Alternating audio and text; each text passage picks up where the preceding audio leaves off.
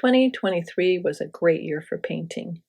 And like many of you, I had some that were good and some that were bad and some that were kind of ugly. But I learned from them. I've included tons of tips in this video, as well as things that you can practice and incorporate into your paintings. Things that will help you to improve and grow as a painter. Have you ever ruined a painting when you added the background? Isn't it terribly frustrating? I just hate it when I do that. But over the years, I've come up with several backgrounds. In these two paintings, I show a variegated background, which is almost foolproof because you can go over it if you don't get it right the first time. There is a video about backgrounds that has 3 different backgrounds that really work well almost all the time.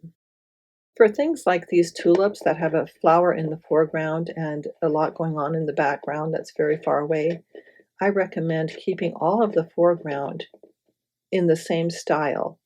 In this painting, I made the tulip much more detailed than the leaves on the tulip.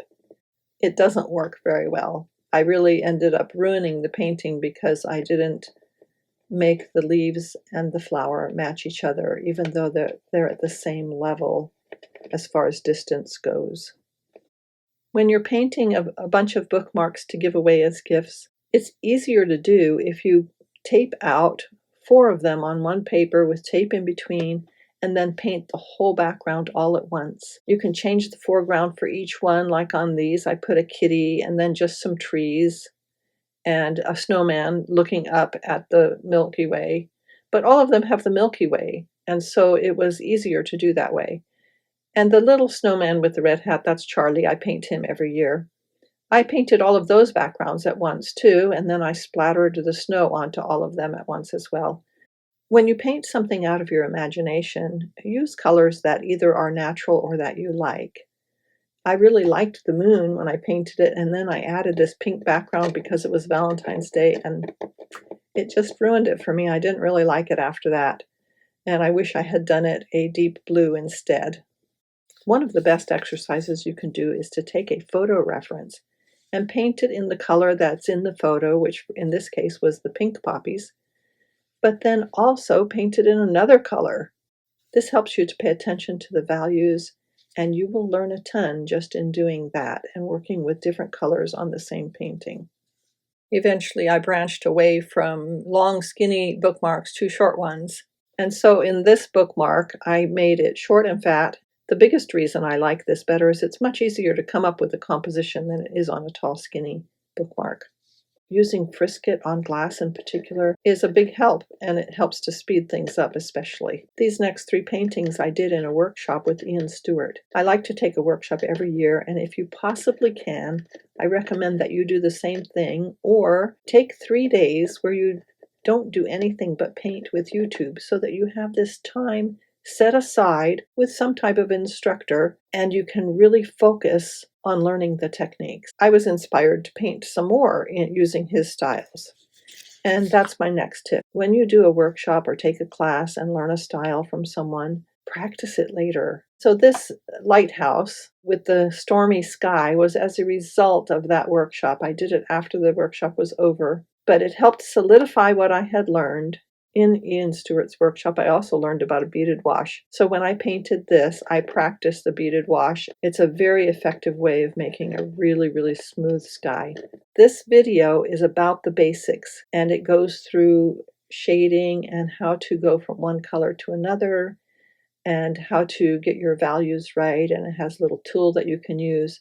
And so it was just a really good review, and it is good for you to review too. Painting balls of any type is a good thing to practice. It helps you to get a grasp of what 3D means. Make a circle and turn it into a ball instead of a flat circle. I wanted to paint something with Bible in it, and so I did this one. Sometimes it's really good just to paint something for yourself that has some meaning to you. Branches got so thick and stiff looking that it wasn't at all what I wanted, and every failure has so many opportunities for growth and for learning. Just try again. I tried again with this one, and I did like it much better, although if I painted again, I'd probably like it even more because I'd fix some of the things that I didn't love in this one. I recommend painting some things that have more detail, even if you don't usually paint detail. It teaches you a lot about shapes and values and where they occur, and gives you a look on the inside of something. I also recommend painting loose. This painting of clouds is quite loose. Painting clouds is a great way to go looser.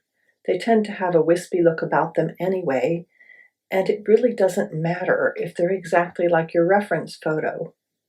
When you paint loose, you get a picture of the overall of something. And instead of looking at the detail and what makes it up, like when you paint tight, you get the big picture.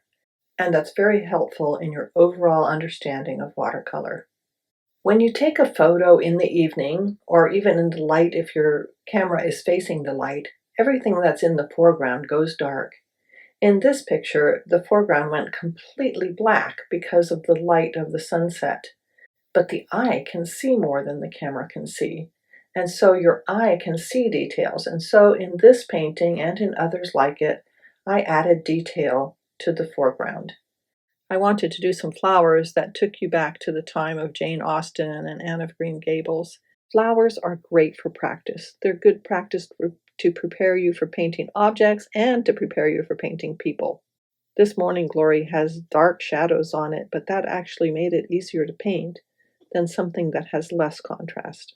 Shadows can really appear quite sharp on a painting, so when you're doing your painting, don't be afraid to make some shadows fairly sharp. Getting the values right is really key. When you get to the end of this video, I would love it if you would put in the comments which one of these paintings is your most favorite. When you paint gold, there will be a high contrast between the very light and the very dark. It's so much easier to paint gold if you follow a reference photo. If you try and do it on your own and guess which parts of the light might have been shining brighter than other parts, it's very hard to do, especially if there's some intricate details like there are in the handle of this. I love Japanese lanterns, and so this was a creation for that. I also wanted to emphasize values and how important they are in making something look 3D. In this video, I explained how to use a little tool to help your paintings look 3D. I also used bokeh in the background to help create that soft glow. If there's a video that you would really like to watch in order to learn some technique, it will be listed in the description below. I painted this because it is so warm and welcoming, and I love glowing candles. They remind me of hospitality. When you want to paint a glow, you need to have some darks and some lights, and they need to be beside each other, but you don't want these dark, harsh lines. Adding bokeh to a background can take you from your darks to your lights and achieve that glow without there being a sudden transition that's hard to follow and hard to make with a brush. This painting became one of my favorites, partly because all of you liked it so much, and up until now it is the most viewed video that I have on YouTube. And this is one of my favorite paintings of 2023. These grapes just captured my attention because of the glow of the light shining through them, and I decided to paint them and to show people how to paint light in this video. When you are painting light, the thing that you need the most is contrast. Contrast between the darks and the lights. In a painting like this, it's also good to have your foreground be more detailed than your background. It helps it to look more 3D as well. It is so enchanting to be outside in my garden taking pictures during the golden hour. I learned a technique a long time ago from Birgit O'Connor on how to make petals look smoother, and yet you can have contrast with your shadows that's fairly sharp. I first painted this in yellow because my reference photo was yellow, and then I decided to mess with the color. It's really a challenge, but it really helps you to grow as an artist, to change the color in something. This base coat was painted using wet on wet for a smooth look and doing it in layers to get the values right. The shadows were added after the petals were finished. If any of you would love to learn this technique, please put that in the comments and I'll see if it can be one of my videos for 2024.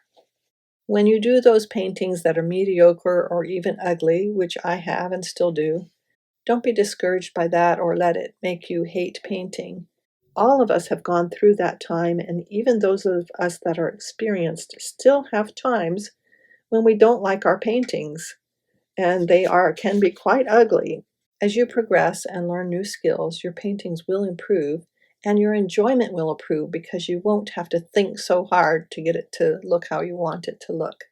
One last and final tip is that don't compare yourself to others.